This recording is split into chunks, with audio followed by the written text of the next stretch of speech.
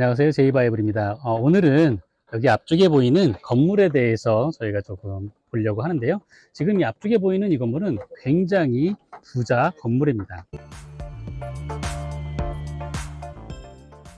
2층의 건물 형태였었고요. 옆쪽으로는 계단으로 올라가는 형태가 있었고, 그리고 이 한쪽에는 조그만한 구역으로 해서 개인 좌변기 화장실도 있었던 것이 발견이 되었습니다.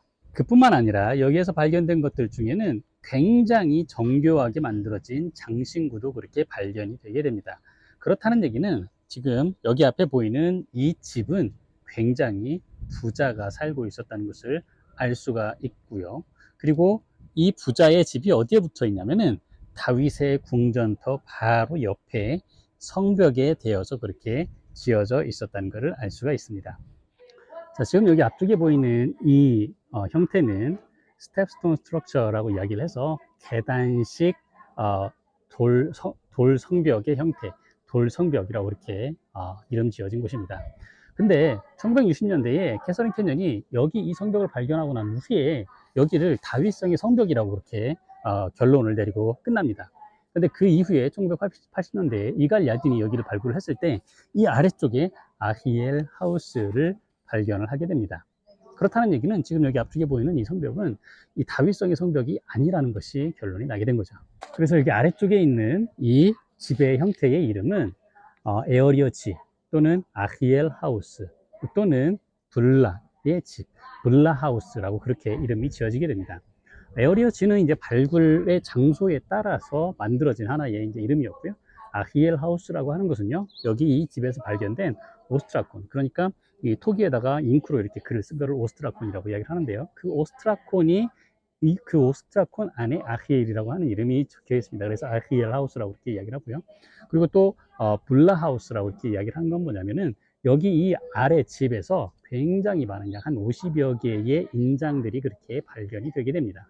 그 발견된 인장들 중에서는요, 요시야 시대 때 있었던 나단 멜렉이라고 하는 열왕기하 23장 11절에 나오는 사람의 인장도 그렇게 발견이 되고요. 그리고 그 이외에 더 많은 수의 인장들은 어느 시대 때의 인장이냐면은 시드기야, 유다 왕의 가장 마지막 왕이었던 시드기야 시대 때에 살았던 그런 행정관들, 서기관들의 인장들이 많이 발견이 됩니다. 그 중에 예레미야 36장에 나오는 그마랴의 인장도 발견이 되고요. 그리고 시드기야 시대의 장관이었던 그달리아와 유갈의 인장도 발견이 됩니다.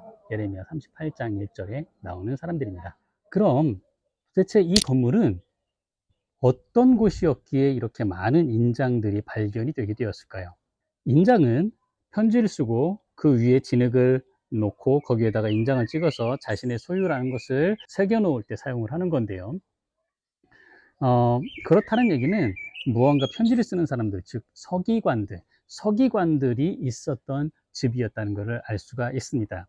이 서기관들이 있었던 그 집이었다는 것을 성경을 보아도 우리가 충분히 알 수 있는 곳이 어디냐면은 예레미야 36장 10절에서부터 이야기를 하면은요, 바룩이 여호와의 집 윗들, 곧 여호와의 집 세문 어귀의 곁에 있는 사반의 아들 서기관 그마랴의 방에서 그 책에 있는 예레미야의 말을 낭독하여 모든 백성에게 들리니라.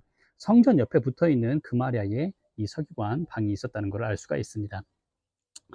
사반의 손자요 그마랴의 아들인 미가야가 그 책에 있는 여호와의 말씀을 다 듣고 왕궁에 내려가서, 그러니까 궁전보다 성전보다 왕궁이 아래쪽에 있었다는 거죠.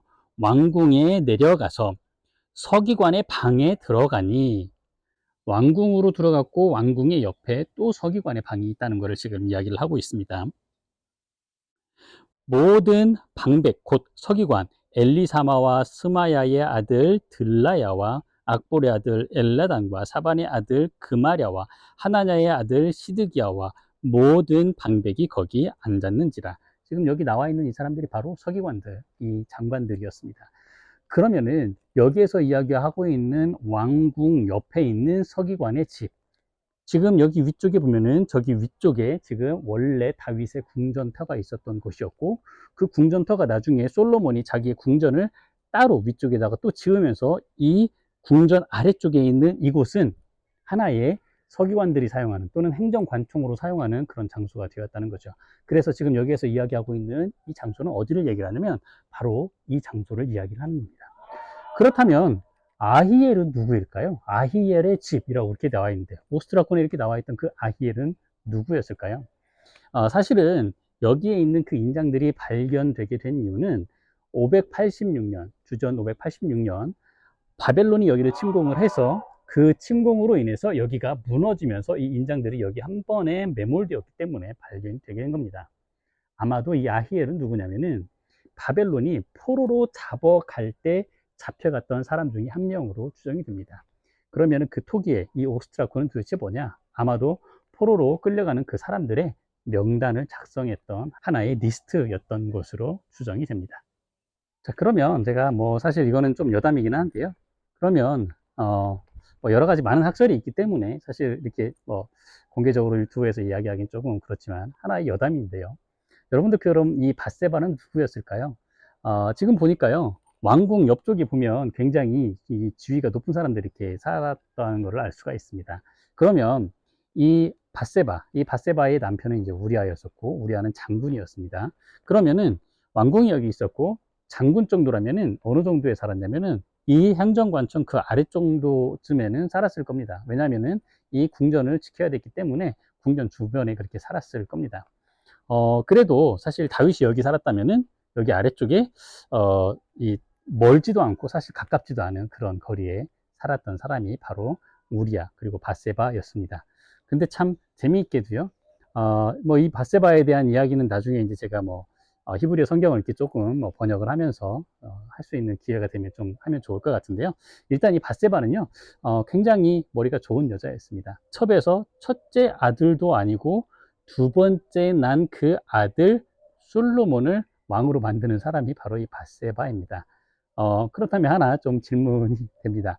밧세바는 정말 아무것도 모르고 그냥 목욕을 했을까요?